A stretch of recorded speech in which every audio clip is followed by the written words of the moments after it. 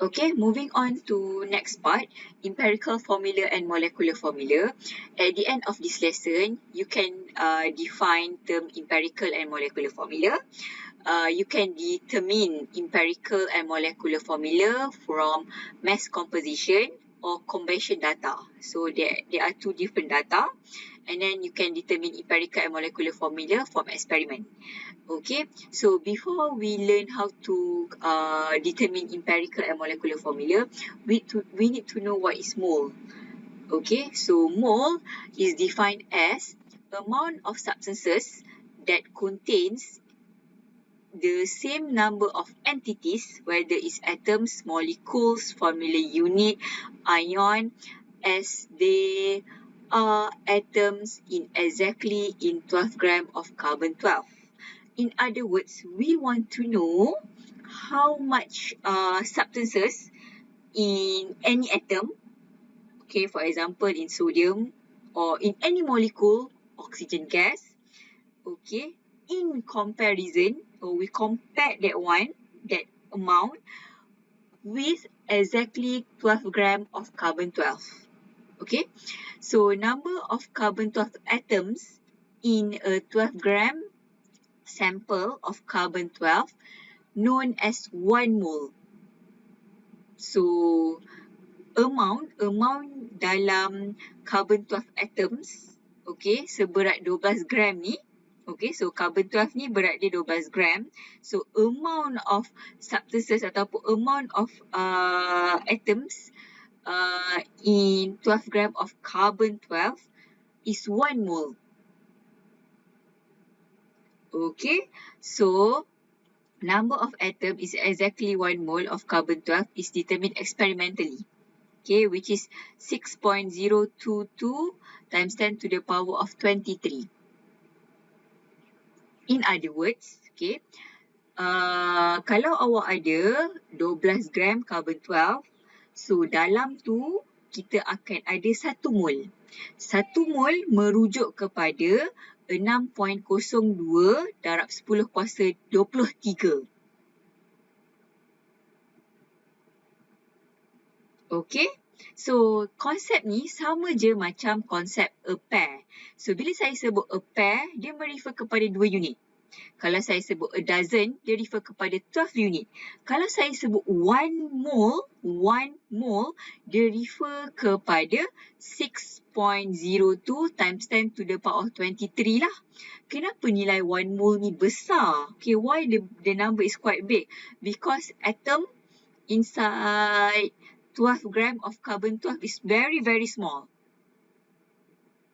Okay, so mole is a similar concept with pair, with dozen.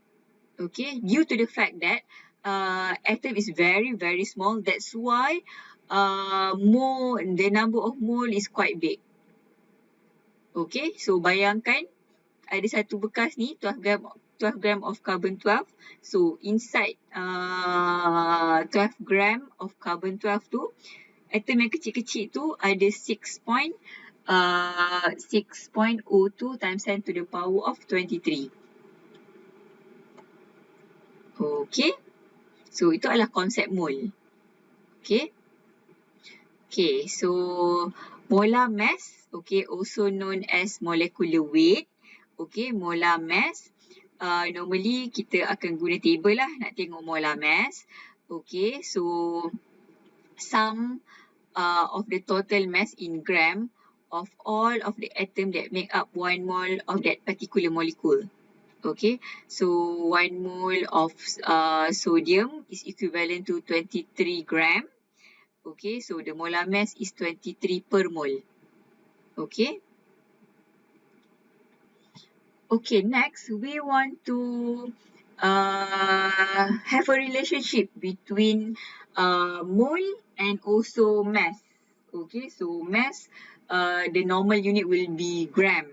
So kita nak relate lah mole dengan mass ni, dengan gram ni. So if you want to relate mole and mass, we are using molar mass. So the definition of molar mass is sum ataupun total mass in gram of all atom that make up 1 mole of a particular molecule. So dia adalah berat atom tu yang boleh dapat 1 mol. Okay, for example, in 1 mole of sodium, okay, in 1 mole of sodium atoms, there are 23 gram. Okay, so the molar mass is 23 gram per mole. So in 1 mole of sodium, that's why dia punya unit dia adalah gram per mole.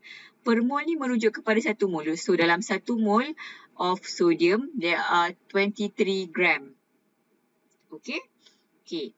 Next adalah molar volume dekat STP. So molar volume dekat STP ni adalah constant value. So STP is referring to standard temperature and standard pressure. Standard temperature is 0 degree Celsius, similar with 237 Kelvin. Standard pressure is 1 atm. Okay, 1 atm is equivalent to this value. Okay, so at STP, at standard temperature and pressure, 1 mole of any gas, it will occupy 22.4 liter. Okay, so the value of molar volume at STP is 22.4 decimeter cube per mole. Okay, so apa-apa gas, 1 mole of any gas, oxygen gas ke, nitrogen gas ke, 1 mole of any gas, dia akan occupy 22.4 liter. Okay, so at room temperature and pressure, so RTP, so room temperature is 25 degree Celsius. Okay, so any gas will occupy 24 liter. So this is the constant value, 24 decimeter cube per mole. Okay, so this is the constant value at STP. Okay, next, how to calculate mole. Actually, you learned this one already during secondary school, so this is just a revision for you. So we can calculate mole from mass, number of particle, volume of gas, concentration, molarity. So if the question give you mass in unit gram, you need to divide with molar mass, gram per mole, so you can obtain number of mole. Okay, kalau saya cancelkan unit, so gram dengan gram, so kita dapat mole lah unit dia. Okay, next kita boleh kira juga mole daripada data molarity. So molarity multiply dengan volume bahagi dengan 1000. Kalau volume tu dia bagi dalam ml, so kita kena bahagi dengan 1000 lah sebab kita nak convertkan volume dalam ml kepada liter. Kalau dia bagi nilai volume tu dalam liter, so kita tak payah bahagi 1000.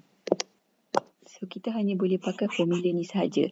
M multiply with V. Molar multiply with volume sebab volume dah dalam liter, tak perlu bahagi dengan 1000. So kita boleh kira mole.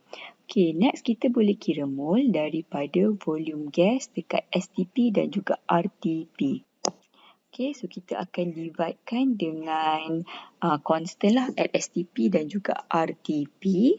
Okay, and then last kali kita boleh kira mole daripada number of particles. Number of particles ni boleh jadi atoms, molecules ataupun ion lah. So kita akan bahagikan dengan Avogadro constant. So Avogadro constant ni adalah nilai dia. Okay, so number of particle ni dia tak ada unit. So tak ada unit, bahagikan dengan 1 per mole. So kita akan dapat unit mole. Okay, next kita kena tahu jugalah unit conversion. Again, this is a revision for you. 1 liter sama juga dengan 1000 ml. 1 centimeter cube bersamaan dengan 1 ml. 1 decimeter cube bersamaan dengan 1 liter. Okay, so calculate number of mole for 20 gram of NaCl. So you have mass. You want to calculate number of mole, so you need to divide. Okay, so mass is 20 gram, divide by molar mass of sodium chloride. So you can find this one from relative masses. Okay, divide. So when you cancel gram with gram, you can cancel gram with gram. So that's why you get mole. Okay, so gram cancel with gram. Okay, so the final unit will be mole. Okay, so finding number of mole must be at least 4 decimal places. Minimum is 4 decimal places. Okay, so number of mole in 20 gram of NaCl is 0.3419 mole. So this is a symbol of number of mole, small n. Number of mole of NaCl. Number of mole for sodium, for example. Okay. Okay, next example. So calculating mole in 101 gram of iron oxide. Okay, same like last time. So mass divided by molar mass. So you can cancel gram and gram. So you can cancel this one. So your final unit will be mole. Okay, molar mass of iron oxide can be obtained from the table. Okay, 2 times mass of iron plus with 3 times mass of oxygen. Okay, so this is number of mole. Okay, so find number of mole for 15 decimeter cube volume of oxygen at STP. So this is the volume. So dalam decimeter cube. Okay, so 1 decimeter cube is equivalent to 1 liter. Decimeter cube related to liter. So you need to divide with this constant at STP.